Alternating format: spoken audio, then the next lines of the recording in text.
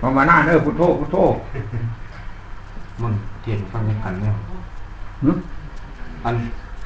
ข้อการเทศเรื่องอะไรเนี่ยยังอันเป็นยังเวลาสวดมาธิการย่อมเขาคือว่าเขาบ่พนมมือบ่มีความเคารพในพระธรรม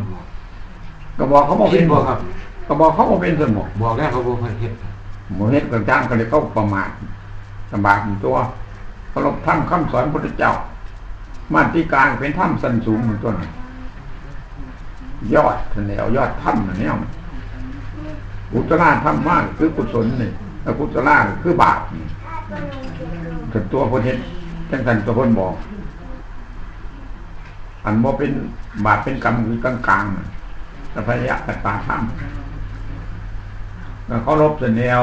บ่เคารพมันก็บาปเป็นตัวที่นั่งซื่อๆซั่นบ่แต่ผู้เพิ่นเว้าเพิ่นก็ยังลบเพิ่นยังเป็นพระพุ่นบ่เฮาก็ใช้โยมซื่อๆเว้ย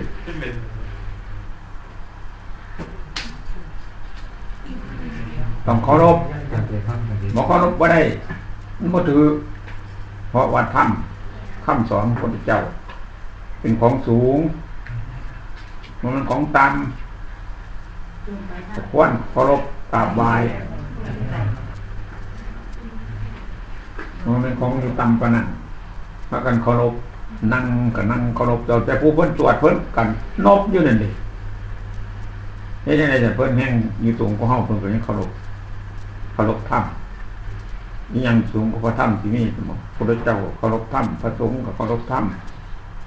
เพราะธรรมเป็นของสูงสามารถเฮ็ดให้พ้นทุกข์ได้คันเฮ็ดนำธรรมตามมันเป็นยอดของธรรมตัวกุศลธรรมะกุศลธรรมะหมู่เจ้าว่าแนวไหนจังบ่เคารพหรือว่าเพิ่นหย่อเพิ่นหยันให้ล้มให้ตายซั่นบ่จักเพิ่นบอกข้ามไปสวรรค์นิพพานซั่นบ่มันเว้นแต่ตัวอกุศลมันบาปกุศลคือกุศลเฮ็ดได้หลายนั่นตัวคันบ่ทันเฮ็ดหยังมันอยู่ซื่อๆเอิ้นบ่อยู่กลางๆดีกับบ่ทันเฮ็ดตัวกับบ่ทันเฮ็ดบ่ทันได้หยังอันนั้นเป็นจังซั่นมันเป็นเรื่องของเฮาที่พิจารณาใครควรมันต้องเคารพหมู่เพิ่นก็เคารพอยู่แต่กี้เป็นจังซั่นน่ะทั้งบ้านทั้งสองคือกันเฮ็ดแนวจักเฮ็ดแนวใดอยู่นี่คือกันนั่นที่แรกชั่วโมงมันก็นกมันเนี่ยได้กินมนกแล้วนั่งโจโรจิเดอยู่หัวเฮ็ดขี้ลายน้องเดือกับสั่นของเขาโซโลจิเดอยู่บ่เคารพเฮาคุยกันพอคันแม่นอยู่งานบ้านคือกันเป็นในบ้านก็ต้องกินเหล้ากินหยังเหมือนปู่บ่สวดคันไปในบ้านก็เห็นคนอยู่สูงกว่าปู่บ่สวดสมมุติว่านั่งก็สูงเฮาพุ่นนะเฮาอยู่ต่ำๆผู้เพิ่นนั่งพุ่นนั่งสูงๆพุ่นพากันสูงกว่าเฮามันก็ผิดที่ลำบากโยมเฮาอยู่ต่ำกว่าผู้ก็เราบ่เฮ็ดคันเจ้าบ่ลงนี้เอาจังซั่นได้มันจังได้นี่ปล่อยตามใจเขาบ่ฮู้จักนี่บ่บอกเขามันสิได้ก็บอกเขาแล้วเฮาสูงกว่าพระมันสูงกว่าโยมศีล227พุ่นโยมมันศีล5มันยังบ่ได้อยู่ไปบอกยังหลายปานนั้น5ข้อยังบ่ได้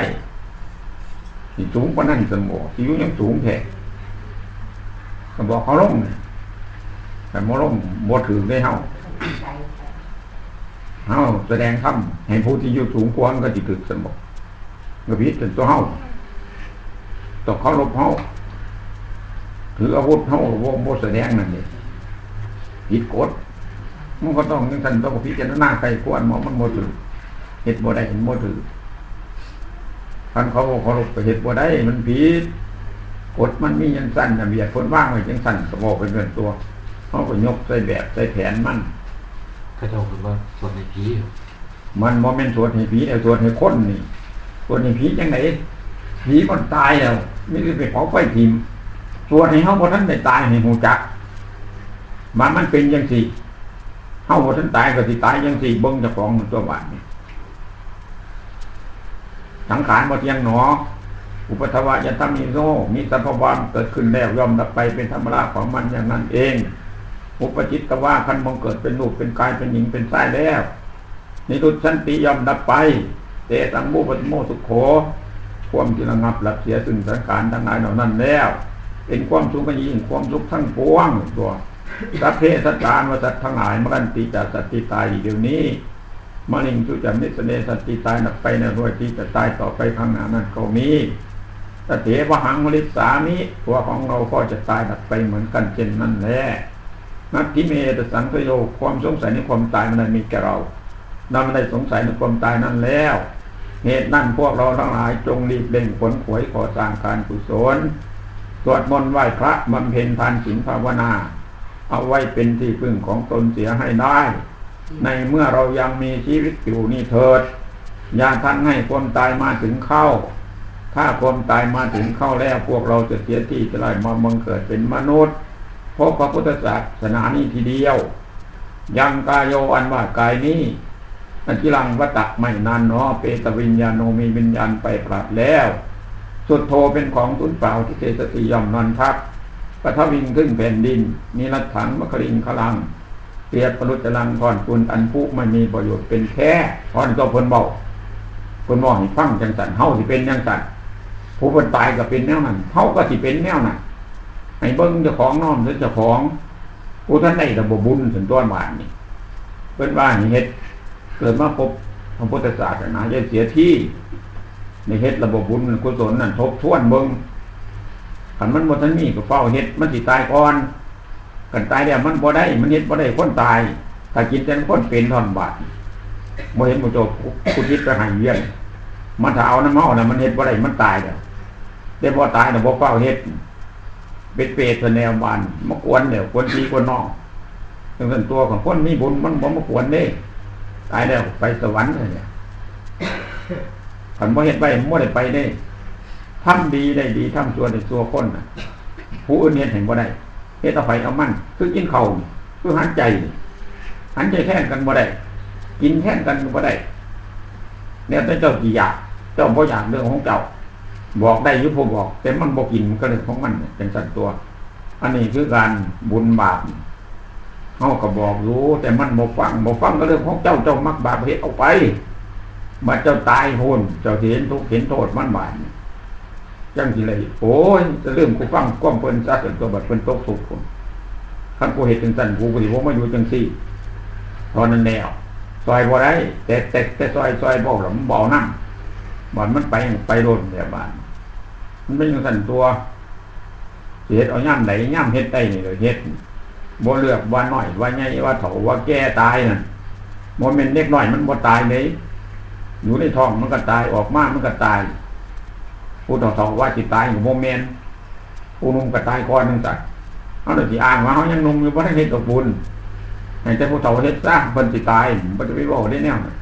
ตายก่อนก็ได้ก็เฮ็ดโลดจะได้ชื่อได้หลายดอกแข่งไม่แข่งบุญอย่าไปแข่งแต่บาปบุญนี่แข่งหมู่บ่ยอมให้ลื่นออกเจ้าคอยสิเอาเจ้าสิ่งให้ได้น่ะจังซั่นตัวมันจังได้มันจังไปเมืองพระนิพพานสวรรค์ก็ดีแล้วล่ะ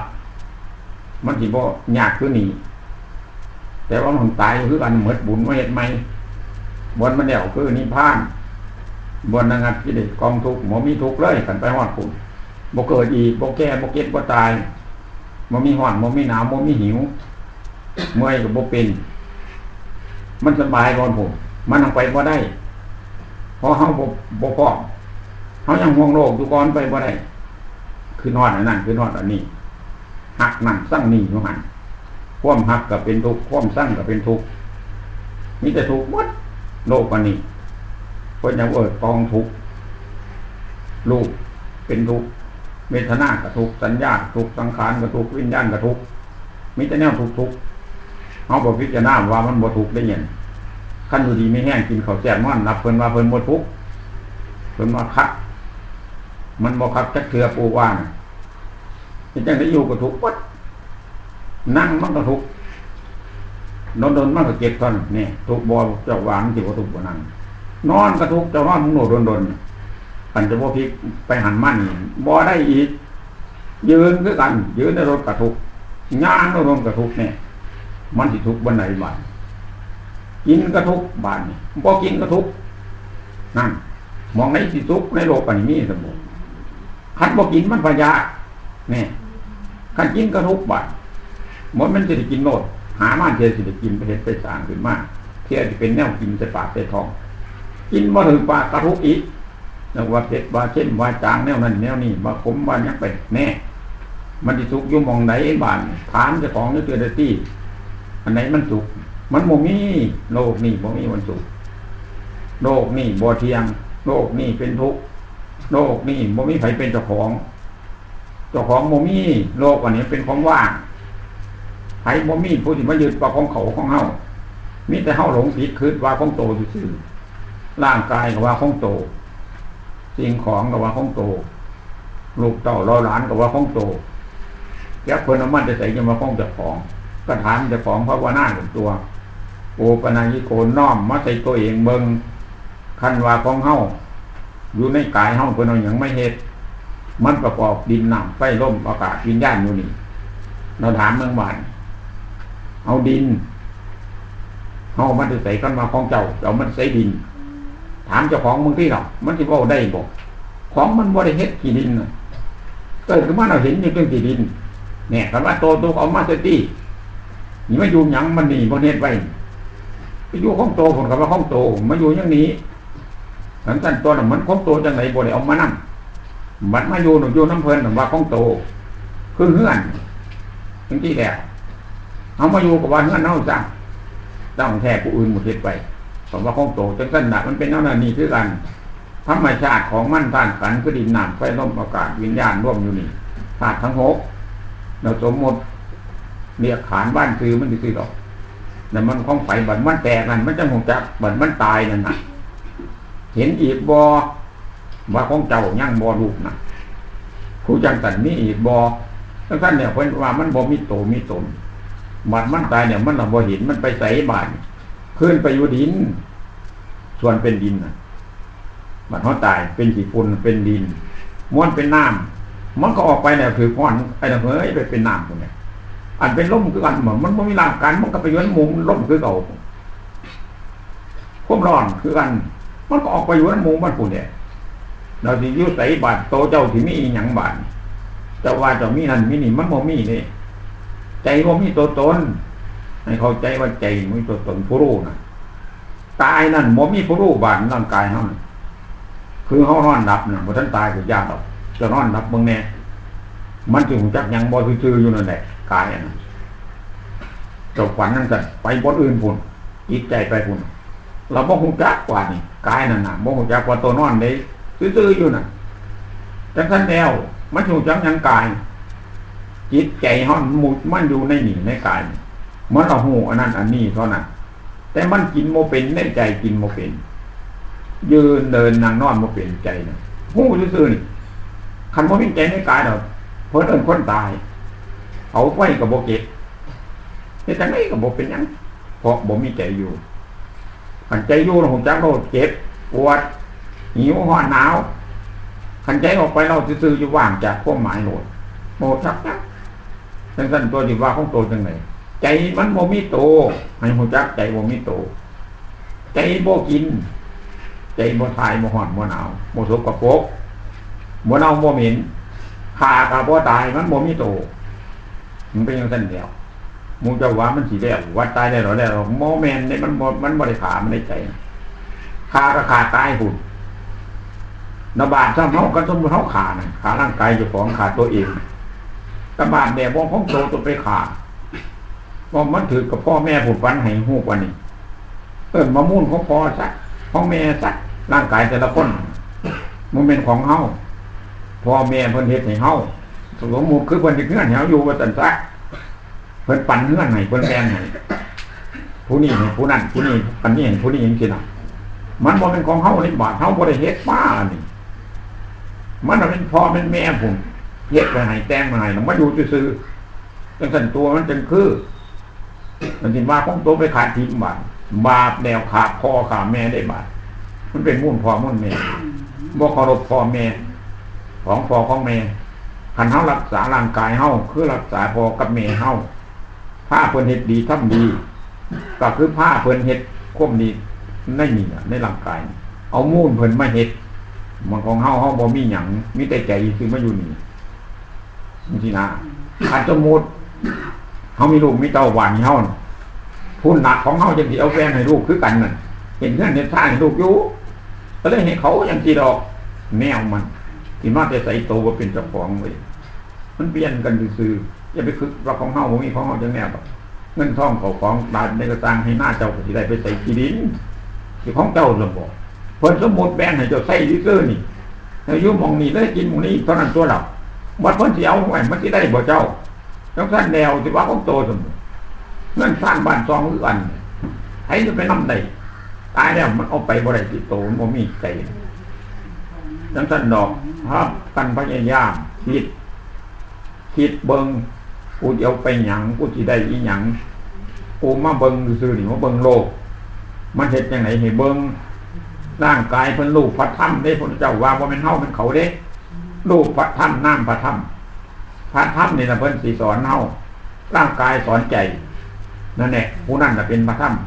กายของเฮาน่ะเป็นธรรมคำพระธรรมคือธรรมให้เบิ่งนั่นแหละเอิ้นว่าพระธรรมเพิ่นเฮ็ดให้เบิ่งเพิ่นร้อนให้เฮาเบิ่งเพิ่นหนาวเบิ่งเพิ่นหิวให้เบิ่งจังซั่นเนี่ยเพิ่นหายให้เบิ่งเพิ่นฮักให้เบิ่งเพิ่นสั่งให้เบิ่งแน่เพิ่นเฮ็ดให้เฮาเบิ่งได้บาดนั่นล่ะมันทุกข์บาดเฮาก็เบิ่งมันร้อนเฮาก็ทุกข์แน่ก็ถามเจ้าของที่มักหรือบ่ร้อนบ่มักยังมาอยู่น้ำมันอีกเด้ออันนี้มันร้อนจังต้องบอกเจ้าของจื้อไว้แต่นี่ต่อไปสิไว้มันร้อนสิมาเกิดอีกก็ร้อนคือเก่านี่แก่คือเก่าเจ็บคือเก่าตายคือเก่ากินคือเก่าทายคือเก่าเน่าเหม็นคือเก่าสิมาอยู่น้ำหยังจังซี่อยากได้สมอจังซี่บอกเจ้าของบอกใจน่ะมักสมอน้องๆไม่เหม็นแนวทั้งจิตโตบ่ได้กินบาดใจน่ะบ่ได้ประโยชน์หยังกำหนีได้เฮาน่ะมาอยู่เบิ่งเขาซื่อๆนี่น่ะกินก็กินบ่เป็นกายเป็นผู้กินทายก็แม่นกายเน่าเหม็นก็แม่นกายร้อนก็แม่นกายแน่แต่อยู่ซื่อๆเราเป็นหยังจังมาอยู่ล่ะอยู่นำเขาอันทุกๆอย่างยากก็บ่องค์ตันตัวภาวนาอยู่ให้มันเป็นอีหยังอยู่ให้ทุกข์จนบ่คันบ่มาอยู่นี่มันบ่ทุกข์ได้บาดพรบ่มีร่างกายมันว่างจากทุกข์แล้วก็บ่มีโตมีตนมันเป็นจังซั่นแล้วให้ว่ายากลบหลีกที่โตนี้จากโลกก็นี่ยังมาอยู่มันเลือดมันร้อนมันร้อนพระเจ้าต้องสอนให้หนีสอนให้พิจารณาเกิดความเบื่อหน่ายคลายความติดมันก็หลุดจากโลกเพราะน่ะก็บ่ได้มาอยู่อีกเอาแล้วพ่อ